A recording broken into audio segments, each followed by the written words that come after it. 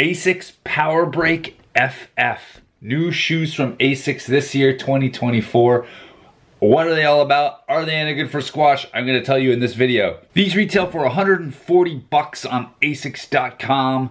One of the higher end, I guess, Asics shoes. These are non-marking soles with good grip. I've tried them out once on the squash court in a pretty high level doubles game. I was quite happy with the grip right out of the box. No break-in time, very comfortable. Good cushioning on these all the way around.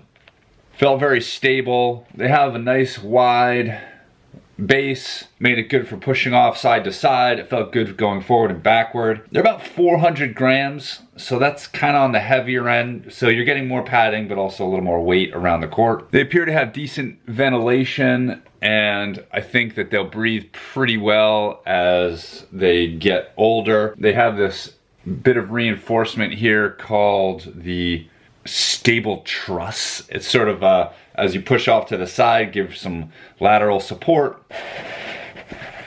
Removable insole. Not a flashy design, but totally respectable look to it. I would say these are a good all-around shoe for any squash player or indoor court sport player, volleyball, even outdoor court sports. Honestly, these would probably be great in pickleball, paddle. I had heard about these shoes as a replacement for the Blast FF3, which you can see here. The FF3 had this similar truss thing. It was called turn truss back then, and it was a little bit more plastic and large and severe looking compared to the current model, which is the same size but just feels a little more naturally integrated into the shoe. I like the way that they did that in this newer model that's supposedly a replacement for the Blast FF.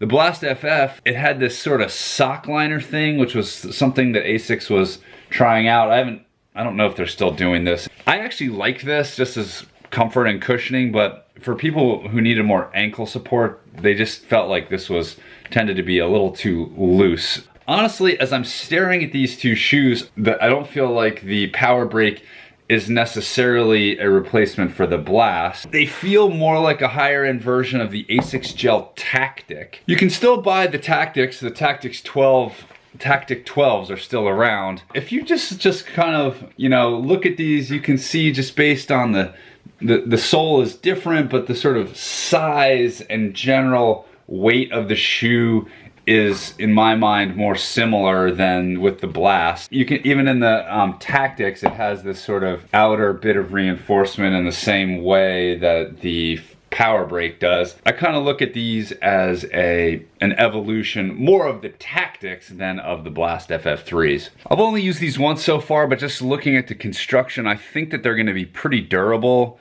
There's not a lot of visible stitching that would come apart easily. They have some reinforcement here around the toe. So I'll have to keep playing with them and see how it goes. But in my view, I'm gonna put these on my list of best squash shoes. I think this is a good option for anyone looking for a little bit more, like I said earlier, stability, padding, and support on the squash court. That's it for today. Subscribe if you wanna hear more squash and court shoe updates. Bye.